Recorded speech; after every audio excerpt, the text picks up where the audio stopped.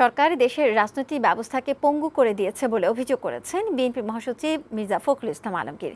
বিকেলে রাজধানী ইঞ্জিনিয়ার্স ইনস্টিটিউটে প্রয়াত ডক্টর জাফরুল্লাহর প্রথম মৃত্যুবার্ষিকী উপলক্ষে নাগরিক স্মরণ সভায় তিনি একথা বলেন।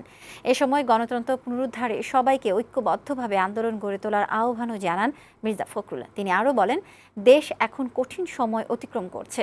এই সংকটময় পরিস্থিতি মোকাবেলা করতে হলে নতুন করে ঘুরে দাঁড়াতে হবে।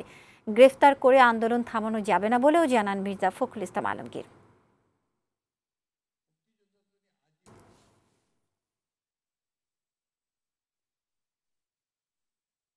এখন প্রয়োজন সমগ্র জাতির ঐক্যবদ্ধ হওয়া। সব নাগরিক যারা দেশকে ভালোবাসেন, সব রাজনৈতিক দল যারা দেশে গণতান্ত্রিক একটা ব্যবস্থা তৈরি করতে চান, তাদের এখন সবাইকে এক হয়ে